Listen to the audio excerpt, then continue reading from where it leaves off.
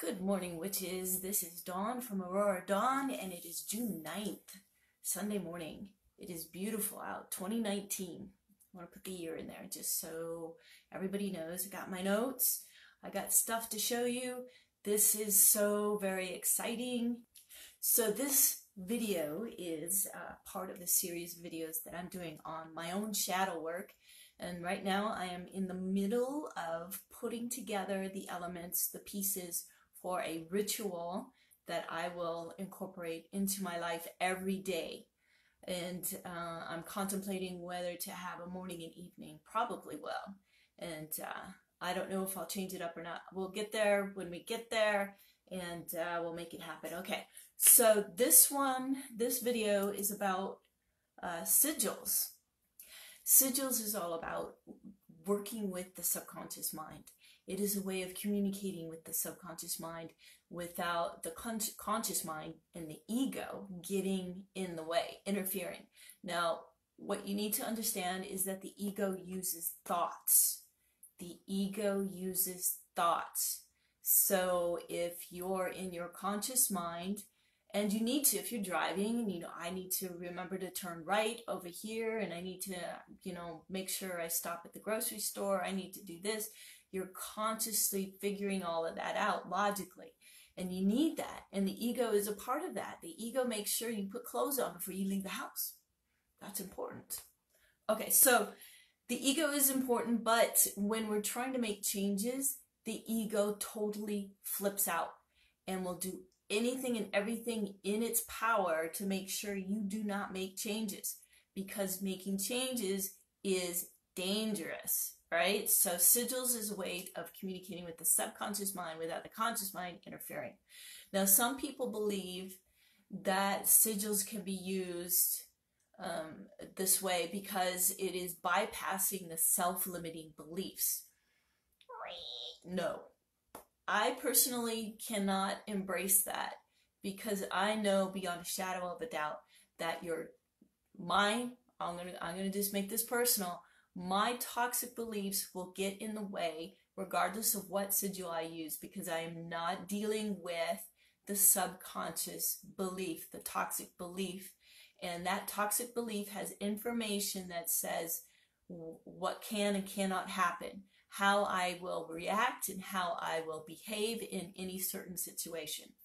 Those toxic beliefs get triggered, and there's no getting around that until you become more conscious of that toxic belief. Now, sometimes you'll have limited control over it, and maybe in that certain situation, but it takes a lot of freaking work. You have to be conscious, and you have to watch all of your thoughts. And that's why the law of attraction is just, it doesn't work for a lot of people, especially when dealing with the self-limiting, subconscious, toxic beliefs that don't serve you. They get in the way. So every time you say your affirmation, those toxic beliefs will jump up and say, nah, you're not going there. That's not happening. So you can say your affirmations all day long, all you want. The subconscious goes, yeah, right. Until you deal with the subconscious belief. To help us better understand what the word sigil means, word sigil in Latin, gotta look at my notes. All right, sigillum. So the word sigil in Latin is sigillum. And what it means is seal. And you've heard of Solomon's seals. Also, sigil in Hebrew is, I don't know if I'm pronouncing this right or not, sigil, which means word, action, or item of spiritual effect. So kind of like an amulet, or, something like that you wear on your person for a particular reason. I'm working on sigils, and my plan is to place these on my altar, where I focus my attention on what it is that I want to manifest into my life. The bottom line is, the only tool you need to manifest anything for any of your spells, you don't need a wand, you don't need crystals, you don't need candles, none of that. You need the mind. And the tools are used to engage the mind. So I use plenty of tools because I want to do everything I can to engage my mind. and that's not always easy. The last video I was talking about the different herbs that I've been working on, and I was in meditation and talking to my spirit guides, and I said, okay, how do I use these herbs? What's the best way to incorporate herbs? And basically they said tea is probably the best way, because I can drink the tea and really spend some time meditating and feeling the purification those herbs are creating in my body. But they said that's only a piece of the puzzle. There are other things that I need to incorporate that will help put together the big picture. And so I'm cool with that. So I'm going to, I bought the tea yet. But also I've incorporated let me back up. I got this from April Jo. She put lavender and geranium in it and water, filled it up with water. I think this is 4 ounces. I'm not positive. But I think she got this at Target. And then you shake it up because the essential oils floats to the top. But you shake it up and then you just spray yourself. So I just added lemongrass because lemongrass is a very powerful part of my purification ritual that I'm trying to put together, that I want to put together. So, but be careful if you do this with lemongrass, because lemongrass is hot. It will burn your skin. Believe me, I know from experience, okay? So if you want to do something like this is wonderful. You just spritz yourself and put it in your hair. Spritz it on your hair, and you can comb it through and make it shiny and smooth. It's just, I love it. So thank you, April Jo. Love it, love it, love it. All right, I'm moving on. So I'm doing that. I'm not going to spend any more time on the herbs because I think I've gotten enough information, enough that I can move on now. Sigils, love it. This is so very cool, you guys, because sigils can be very artistic or very simplistic. You can just scribble on a piece of paper and assign that to perfect health, or a new car, or whatever it is you're trying to manifest, and it'll work because you're using a symbol. And now for me, I think it needs to have more definition to instead of just scribble. To me, my mind goes, what the hell is that? So I want to be more thoughtful, in putting more logic. I don't know if logic's a good word, but putting a little bit more of a design to it that my subconscious will be able to pick up on. So yeah, some say that your sigil will bypass the self-limiting beliefs, but I strongly disagree. Your beliefs are still going to be in there, running in your subconscious mind. You're communicating with your subconscious mind. If you don't deal with those toxic beliefs, then your sigil is not going to bypass those toxic beliefs, those self-limiting beliefs. I'm not good enough, I'm not smart enough, I have to be powerless to be safe.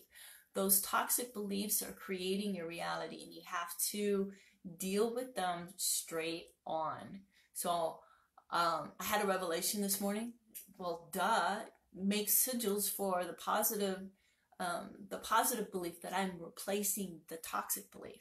So I'm totally into that. I've been working on that this morning, and I'll show you a little bit of it in a bit. Okay, so when making a sigil, you have to write a sentence that is your intention, and it needs to be focused, and it needs to be non-ambiguous. And so wording, as you know, is tricky. I ran across a video. I follow this guy on YouTube, and his channel is called The Old Lab Rat. And if you're a science junkie like I am, then you will find his videos fascinating. He is a Christian, but he's not all on your face, you're going to hell, blah, blah, blah. He's not religious. He's not a Bible thumper, I think that's what they're called. The mental evangelical. Very matter of fact, and just this is his spiritual path, and that's cool. And if you're not that way, that's cool.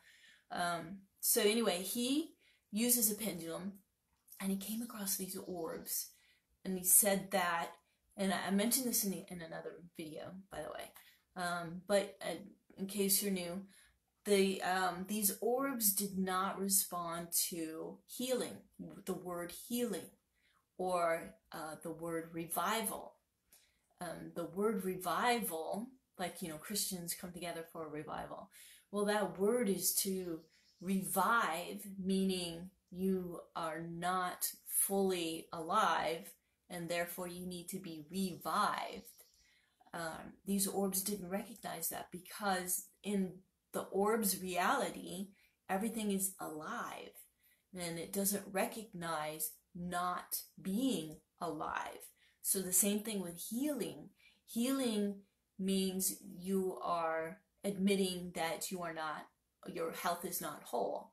And the orbs don't recognize that. They recognize perfect health. So they got me to thinking, I like to create affirmations that get me from one point to another, and that is helpful. But I'm thinking of bypassing that and just going for the end result. So instead of saying I'm becoming more healthy or I'm living a more healthy lifestyle, I go right to the end in perfect health, right? Perfect health. And I'm thinking, well, maybe even removing perfect, because it's just health, right? I'm not sure. Anyway, so let's go with perfect health. So I'm focusing on these two words. And here's an example. I'm just going to show you an example of a sigil. Focusing on those two words will help align my mind and body, my whole entire being. So all of my energy bodies. And my intention is not only just my energy bodies, but past, present, and future lives, all levels of reality, all dimensions, all bodies. What else? I think that's it. So I want it to affect all of my being, my total being. So the next step is to remove the vowels out of perfect health. So if you write out perfect health, then remove the vowels. You'll have, is that right? You'll have PRFCTHLTH. And that, I can read it. It says perfect health. Even without the vowels, I can see that it reads perfect health. And so if I want to bypass my conscious mind, so when I see it, I don't trigger the logical, analytical side, perfect health. Oh yeah, right, I'm not perfectly healthy. That's a lie. So I want to make it unrecognizable to my conscious mind, but it's a symbol, so my subconscious mind will be able to pick up on it very quickly and easily.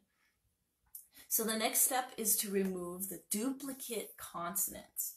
Now, some people, and I like to do this as well, if I have a duplicate consonant, I take them both out. And that shrinks it down to just a few letters, which makes it easier to create the sigil. Now, you can leave just take out the extra consonant if you want, and leave several letters to work with if you want to. It's totally up to you. It doesn't matter. It's as long as at the end, the conscious mind looks at it and goes, that's just gibberish. I don't know what that is. Then you know you've got it. Okay, so if I remove the consonants, the duplicates, the doubles, so H and T are both duplicates. So I take both of them out. So there's no T or H in the letters that I have left. So PRFC is what I have left. And then I just arrange them into a glyph, and it's unrecognizable to the conscious mind, but the subconscious mind recognizes what I'm doing. Okay. Activating. Oh, let me show you what I've been working on. Okay. I say okay a lot. I'm sorry. Let me turn this around. Get it focused. I started with I am pure because I wanted to do something along the lines of purification. And so I came up with this, came out to MPR. And of course, this doesn't really break it down very well, But I kind of like this. Of course, I could go with this, or I can go with this mess and keep all the letters in there if I wanted to. And here's another one. So I confidently use my power to keep me safe and bring my life joy. That's my positive affirmation. That is my intention to replace the I need to be powerless to be safe. Okay, so I wrote it all out after I removed all the consonants. That's what this line is. And then this is, I removed all the duplicate consonants, but I kept one of them. And see how long that is? So if I have multiple M's, so I kept one. Let's see, multiple Y's, and I kept Y. Now some people think of Y as a vowel, and that's fine. You can take it out if you want. Doesn't matter. Does not matter. Okay, then I come down with, I have B, C, G, J, K, P, W left. So I have the B, and I put the C right there. Then I have the P right there. And then I put a little line right in there to make a G. Hope this turns out. And then the J is on the other side. Okay, so I came out with this little bit kind of messy because I put in the K and the W on this side, and then I just duplicated it on the other side. So I came out with this, and this looks kind of cool. Kind of looks sort of like a rune or something.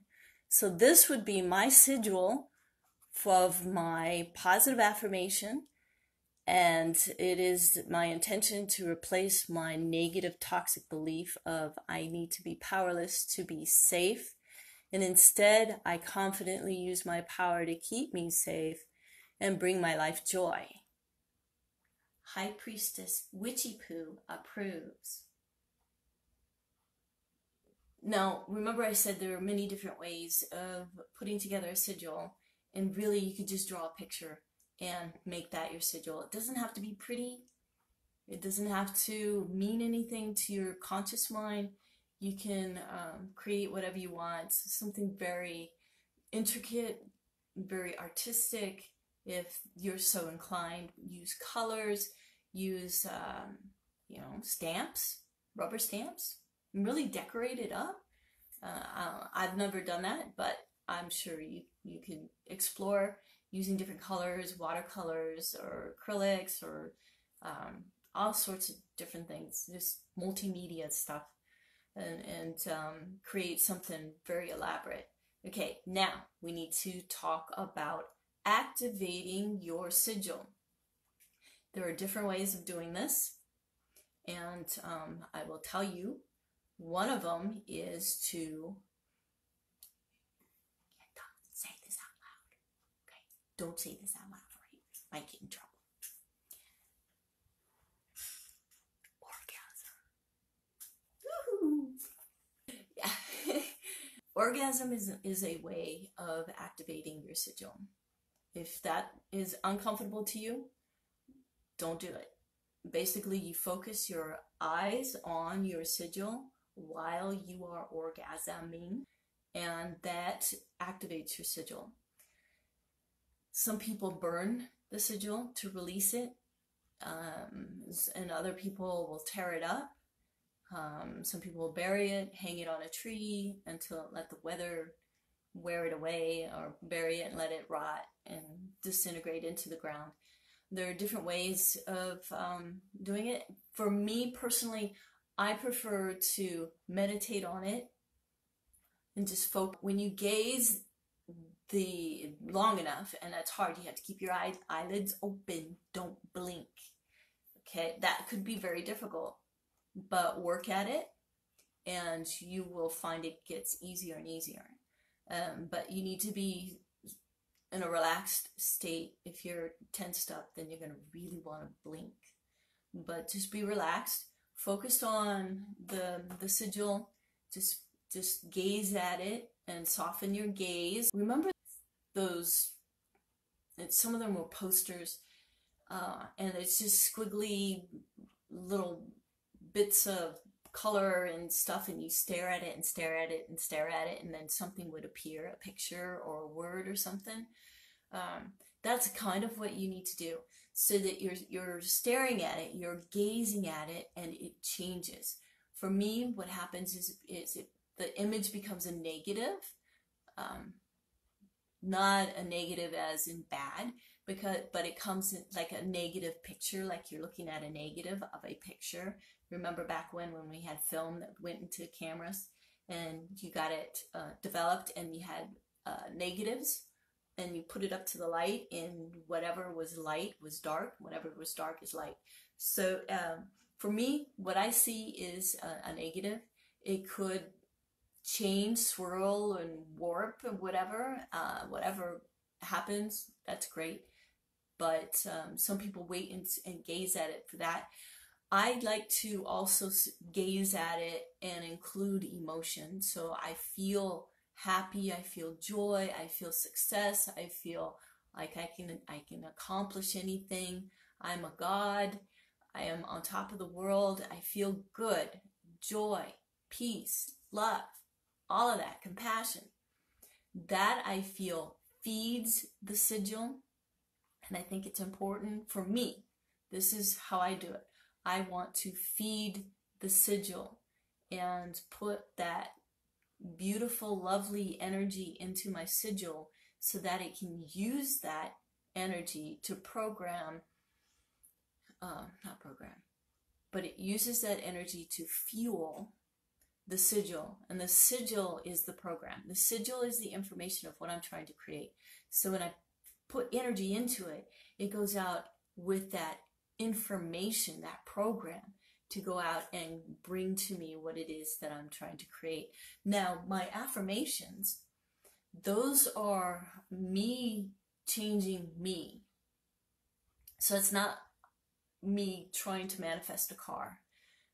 Sigils are wonderful for creating, manifesting physical objects as well. So if I needed a new car, I would write something about receiving a new car and put that into a sigil and use that. And that can be very helpful in manifesting physical objects. But right now, I want to purify my entire being. So that's just an everyday process. I want to continue that. But at the same time, I also want to work on my affirmations and create a mindset where I am safe with my power, and my power actually keeps me safe.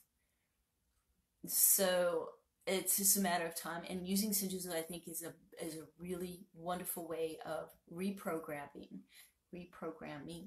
the subconscious mind. And I urge you to try it. Let me know. Actually, seriously, if you have tried sigils before, let me know how that worked out. If you actually create a sigil and work with it and you get success, or even if you have failure, give me a comment, show me a comment, and tell me about it, because I would love to know what your thinking is on sigils, and your opinions, and how you feel about it, because that's how I learn, is by hearing what other people say about what I'm talking about. So I thank you very much for watching this video, and I appreciate very much your comments. So if you like this video, give it a thumbs up.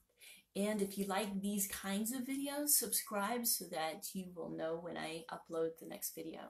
And until I see you again next week, should be next Sunday. Until next week, I hope you have a wonderful week, and I hope you try this and have fun with it, okay? And until then, blessed be. Love you guys.